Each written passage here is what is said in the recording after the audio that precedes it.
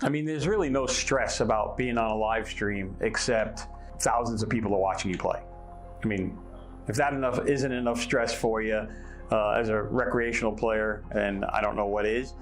Live streams are tough. When you make a mistake on a live stream, everybody sees it. They don't get to hear your thought process, what was behind the decision. They just get to see the end result and be very results oriented. And so it's in the back of your head. What would you guys do with Ace King? Whoa, what?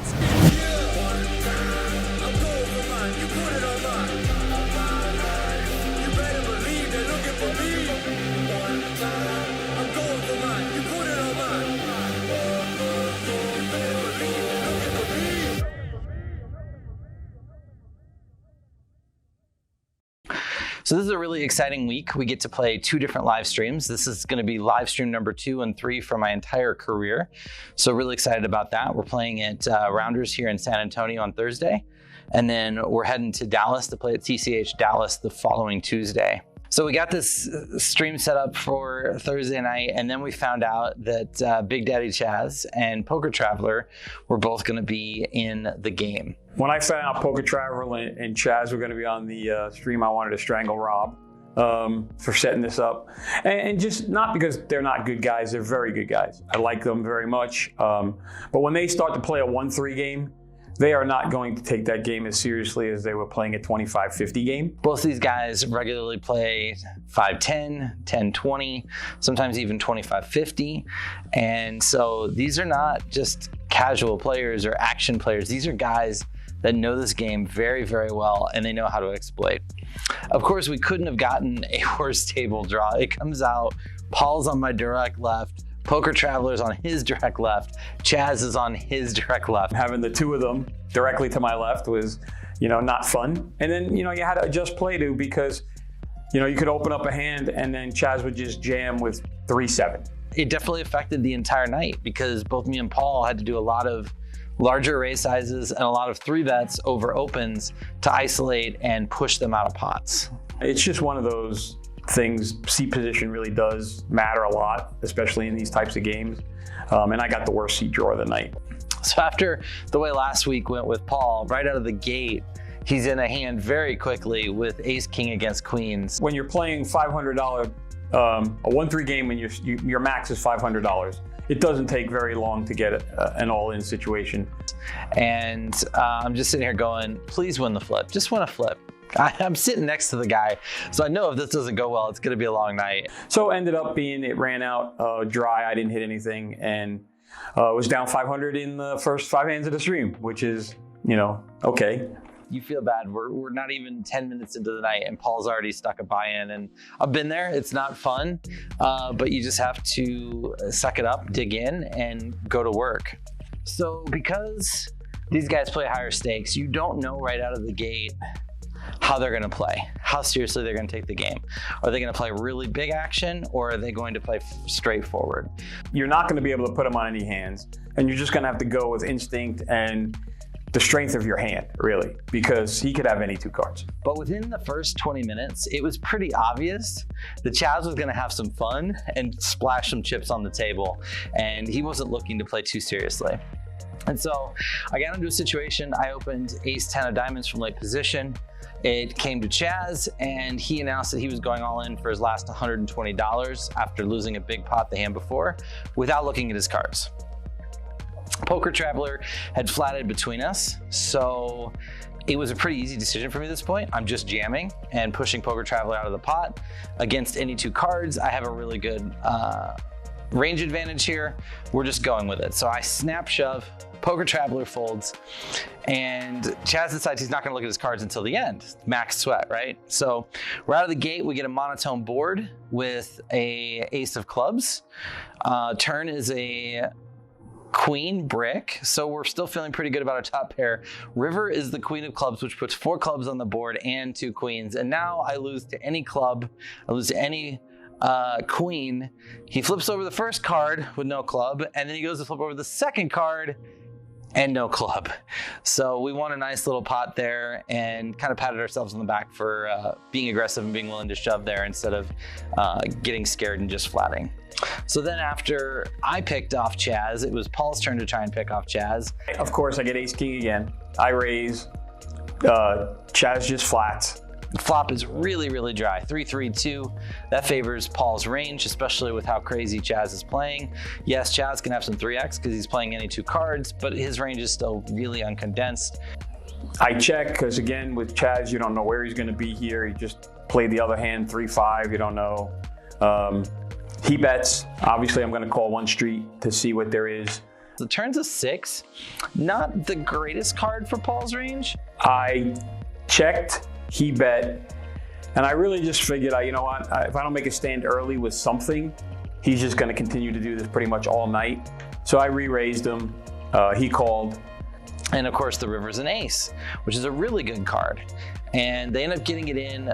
I'm just hoping, you know, he's overvaluing his hands, or maybe he has jacks or queens or kings or anything of that nature. But of course, he turns over a straight, and that was the second bullet for the stream. And so then a little bit later in the stream, Paul tries to get revenge on Chaz. Poker Traveler opens from early position. Chaz jams for about $257, which is like 80 bigs. So when it comes around to me and I'm looking at my pocket eights, I'm ahead. Okay, unless they have a bigger pair, I'm ahead. I'm a little frustrated at this point. So I just figured that might as well get it in, because if I can get it in and get 2 callers, and I am correct with them having big aces, I'm probably ahead. Their aces are going to negate themselves, and I could get a triple up. Chaz just has ace-7, so Paul just has to hold. Clean flop, no problem. Clean turn, no problem. And of course, with an ace dead, because there's an ace in Poker Traveler's hand, Chaz hits his 2-outer on the river, and now Paul is stuck a 3rd buy-in, and you're just like so sick to your stomach. Basically got felted for the 3rd time for the night. But I wouldn't play that hand any differently. You know, 8s are ahead of ace king, ace queen. You know, so I'll take 8s every day against your ace king and ace queen. So we could flip that a million times and I'm going to come out ahead. Maybe not a lot, but I'm still going to come out ahead.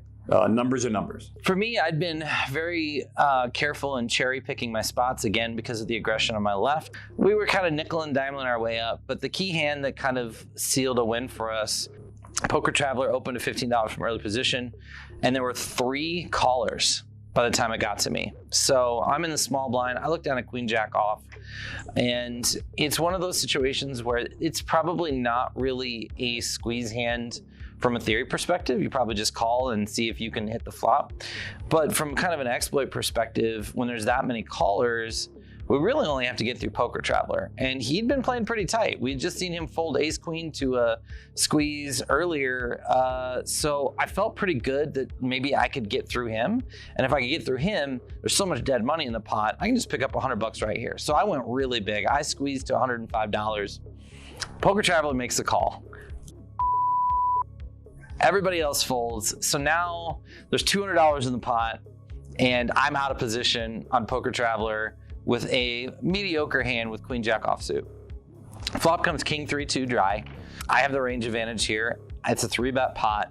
I know I have to bet. I go small, perfectly fine. It's a very dry, static board for the circumstances in the situation. He calls, not good. The turn is a queen, probably the best card in the deck for us. At this point, we have showdown value. We have options. I can lead a second barrel. I can check and call. I elected to check call. I felt like while betting definitely continues to tell the story and we do still have range advantage here, I felt like it was a little overvaluing what our particular hand wanted to do. It also kept the pot more manageable. I wanted to keep the pot at a size where I could call some bluffs on river should I get to that point. So I checked, and interestingly enough, Poker Traveler checked behind. So at this point, pretty confident we have the best hand. Debating between what I want to do on the river, and the river ends up being another king. And this is a really good card for us because it makes it pretty much impossible for him to have any king X. We don't have a ton of king X here, but we can definitely have some king X that slows down and doesn't want to go for 3 streets.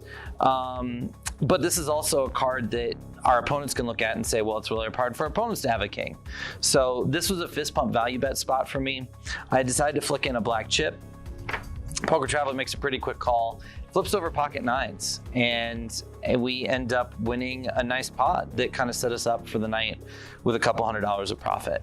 So the one hand of the night was really interesting. It was myself against Rob. I raise eights from middle position. He 3-bets me. We've had some 3-bet battles before. I'm used to this. I looked down at King Queen. I 3-bet my King Queen, and then Rob called. And then flop was 2 Jack 4. And I check, intending to call, and he just checks. Rob checked, and I checked back. And now by checking back, okay, it would normally make to most people that I do not have a jack. Doesn't necessarily keep him completely capped or anything like that. The turn is also a brick. And at this point, I have to bet. I need to protect my hand and deny him equity with his over cards, and also just kind of force him to make a decision. So I bet $40, and he raises me to 100. You know, when you get to the level that we're playing at poker, it's more of a leveling war a lot of the time. The only hands that really picked up equity on the turn were pocket fives, ace-x that picks up a gut shot, and that's it. Like, he just doesn't have any hands that like don't have equity on flop, pick up equity on turn, and now he wants to turn them into a bluff in case he doesn't get there on river. So it's a really weird spot. So I was pretty confident he had me beat. He had probably a middle pair somewhere in there, and I just had to get him to fold because there's no bluffs here. So he can't go, okay, well, he's bluffing. So I'm kind of doing a reverse thought process of how he's thinking. And so he knows it's a spot where he doesn't have any bluffs. So he decides to bluff, knowing that he doesn't have any bluffs and knowing that I know that he shouldn't have any bluffs, hoping that he can convince me it's value. And I just completely fell for it and took the bait. That's what you want people to think. And then you come in with a raise on the turn. Hopefully they don't know exactly where you're at. And that's exactly what happened in that hand. I got a little revenge. So now it's Tuesday. We get to head to Dallas for this live stream at TCH Dallas. This is where I played my first ever live stream last year. And obviously it was an opportunity for me to right some wrongs from my past stream. I kind of went back after the live stream and I kind of looked at it, evaluated my last 4 or 5 sessions of poker, went through my study materials that I've been studying, and it was very, very evident that I was changing my game in a way that I was leaning towards worrying about bankroll and not worrying about playing the hands the way I normally would play them. So I went into the stream last night. I didn't know anyone. I didn't know anybody that was in the stream. So they didn't know me. So I was just gonna play my game. I was gonna be as aggressive as I normally am. I wasn't gonna mess around. I was going to try to pick spots that I think I could get away with some bluffs and things like that. I just came in determined to just have a great stream and be a great presence and not worry about the money and stress about the money. The money was going to be whatever it is. Let's go out and have fun and make sure everybody else has a good time and give them some action. So right out of the gate, first hand, I open Jack 8 suited. I get a caller, and DFS Brat, who I've know and am friends with and have played poker with before, puts in a 3-bet. I'm not going anywhere. I told you I was here. I make the call. We go to flop. The flop comes A7-6 rainbow, and it's not the best flop for me, obviously. It's a really good flop for him, but he actually bet really small on flop. He bet like 33%. And while that's a perfectly fine sizing, there was something about the way he made his bet that I thought he didn't feel confident. Didn't mean he didn't have a hand, but I thought maybe I could get to him. So with backdoor flush and straight draws, I'm like, let's just get this action kicked off early. So I'm putting a check raise. He kind of tanks for a bit, calls, turns a 7 that brings a flush draw in. It's not a good card for us from a theory perspective, but I'm like, sometimes players don't realize what good cards or bad cards are, and I'm like, I could defend like some suited connectors that would get spicy on flop with backdoors and turn trips. So I continue the story. I figure I'm either gonna get this bluff through and it's gonna be sick, or I'm gonna get called and I'm gonna have a really good image for the rest of the night. He tanks for a while. At one point, it looks like he's gonna fold. I'm like, man, I'm gonna get this through. This is gonna look so sick on stream. And then he goes all in. So we punted about $220 right out of the gate, and it is what it is. And from that point in the night, we just had to start digging and digging and digging. So Paul spends the first couple orbits playing really tight and kind of building that old man coffee image. And then while he's talking to the table about the project and the Tesla and something he's doing, he picks up aces. And it's really cool. If you watch the video, he picks up aces and he carries on a conversation like nothing's happening. And I think that really helped him in this particular hand, because it looked like there was nothing special about this hand. It looked like he wasn't really paying attention to it. The one hand, I finally get a pair of aces. So I raise, he 3 bets. I look down, I have the aces. We only have $500 stacks. And Paul immediately 4 bets to $150.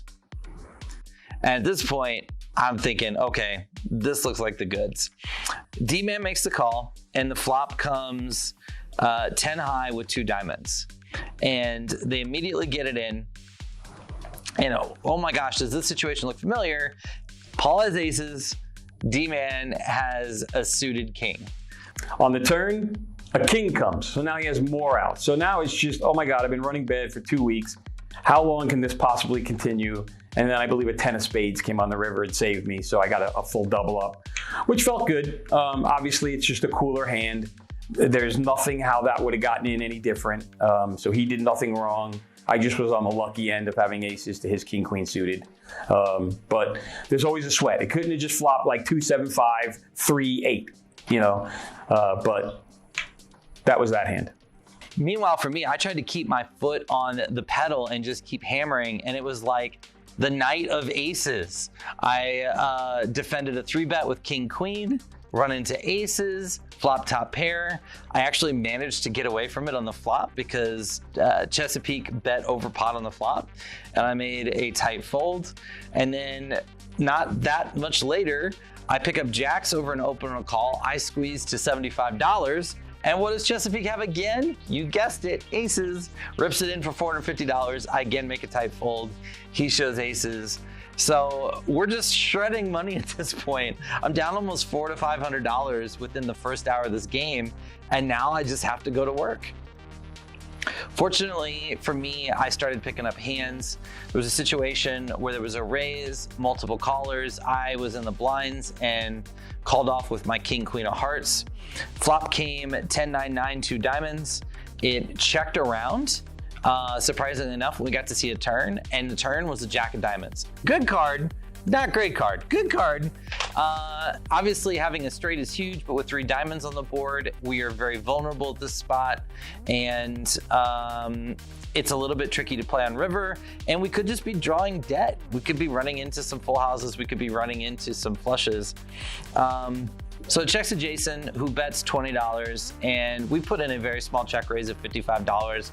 I think we're supposed to go bigger here just because of how wet the board is, but I didn't really feel like his bet was very strong. It felt kind of showdown-y, it felt kind of blocker bet-ish, and I didn't want to lose him. So I took a risk. I undersized my 3-bet to $55, and he did make the call. The river, I'm like, just please don't be a diamond. It bricks out, it's a 4. We go for about a $95 value bet on the river. He tanked forever before he finally showed ace jack, and we did not get the river value from him. Going into the World Series, we're going to be leaving in a couple weeks. Still going to build some bankroll here in San Antonio, play some tournaments, just get a feel for everything, and then head out to Vegas probably at the end, 1st of June time frame. Looking forward to going. Not 100% sure how it's going to look when we get out there. I have an opportunity to deal the World Series of Poker, so I might do that. Have an opportunity to kind of do something I've always wanted to do, which was deal the World Series, because it is a one-time bucket list that I'd like to do. They are offering possible part-time positions to deal for a couple of days because they're shorthanded of dealers due to COVID from last year, and they have a feeling that the series is going to be super big this year. So we'll see when we get out there, but the plan is to still go out there and do our best we can. But I can definitely tell you, for all the people that are supporting me and backing me, there is no more taking our foot off the gas pedal. And so here I am on a Wednesday night. I'm recording the last video that I'm gonna do here from San Antonio. Looking back over the last 3 weeks, this trip has been a huge success in terms of the things that I wanted to largely accomplish. I came out here to see if I could beat the cash games. I was able to do that, so I feel really good about that. I came out here to learn more about this content experience and get better at content, and I've learned a ton out here. And I feel like I have really gotten myself in a good place poker foundationally heading into the World Series. Did I build as much bankroll as I wanted to? No. We still have bankroll issues. It's still going to be a interesting few weeks leading up to the series. But as I drive home tomorrow, I have no complaints about how this trip went. And this what he said, you gotta get paid. Do what you gotta do, get to the bag. Stay at your 9 to 5, get on the avenue. You ain't cut out for them things. Yeah, you are not good enough. You are the type of guy people they shouldn't love. Anyone knowing you know that you phony. You never cut out for this, you should just give it up. Yeah, but that's how they want me to feel. I am the man of the skill, king of the hill, man of the year. Finally feel like I got it for real, yeah. But all of them voices, we got them. Lie to me, Hillary Rodham. I just came back from my kid in the bottom, and now I'm gonna bring it back all the way on them, yeah. One time.